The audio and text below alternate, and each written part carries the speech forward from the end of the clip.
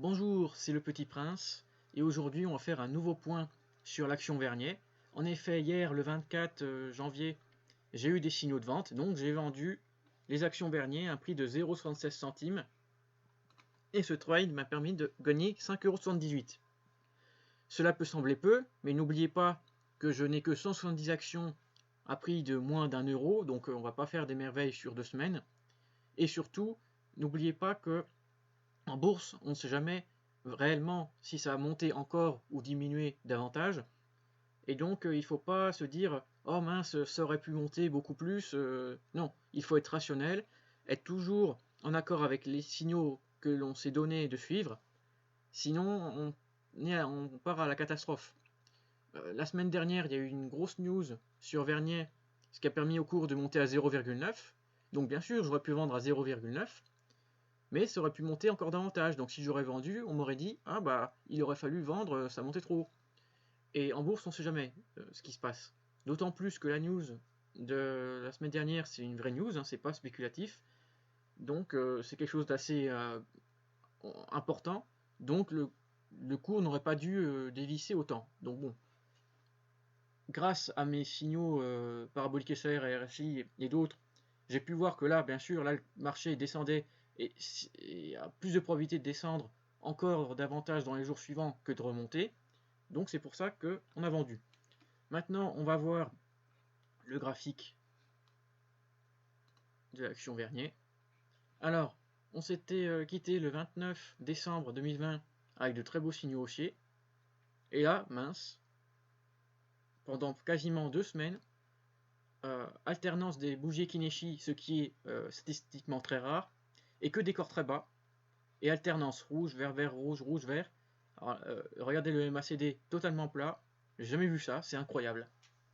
Alors, la news, on peut la voir ici, elle est tombée le 14 janvier, et là vous pouvez voir les volumes par rapport aux sessions précédentes, c'est quasiment 2 semaines en un jour qui ont été tradés. C'est grâce à une grosse news. Ça va regarder encore monter le jour suivant parce que, je vous rappelle, c'était une grosse news. Ils ont créé un dispositif d'épuration de l'eau très fonctionnel. Donc vous savez très bien que l'eau, c'est quelque chose de très important dans le monde. Donc c'est un potentiel incroyable. Mais vous savez que dans l'actualité, il y a certainement un reconfinement national qui va arriver. Et toutes les small caps actuellement sont en train de dévisser. Donc je pense que c'est pour ça que nous sommes en grosse baisse actuellement. Et là, vous pouvez voir que le RSI est en baisse net, que le MACD, ça c'est un nouveau dispositif que je rajoute, pas pour tous les trades, mais ça permet juste de donner une idée. En quelque sorte, le MACD, quand la courbe bleue passe en dessous de la courbe rouge, ça va pas bien. Et quand c'est l'inverse, c'est bien. Donc là, vous voyez que la courbe bleue vient de descendre en dessous de la courbe rouge, donc c'est signe de vente-vente. Le RSI est en descente en dessous de 50, c'est en vente. Ça fait 4 séances qu'on est dans le rouge par rapport aux bougies Kineshi, et vous savez que les bougies Kineshi sont assez fiables.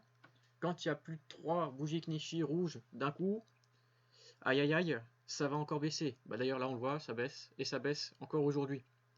Et vous voyez que, hop, la parabolique SAR l'a vu tout de suite, et m'indique de vendre. Donc j'ai vendu hier.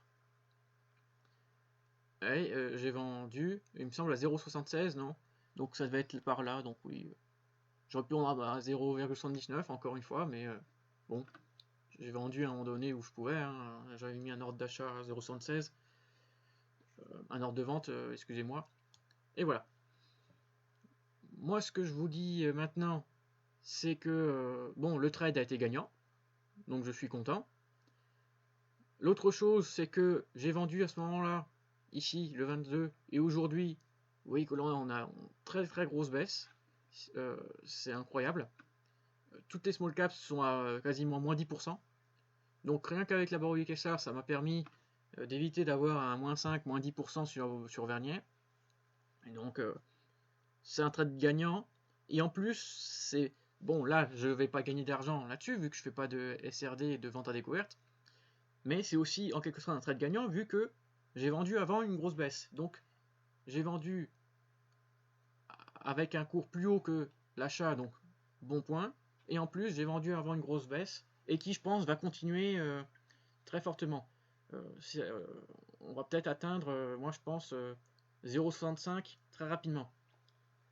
Alors que je vous avais dit que la semaine dernière, justement, on était monté quasiment à 0,9. Hein.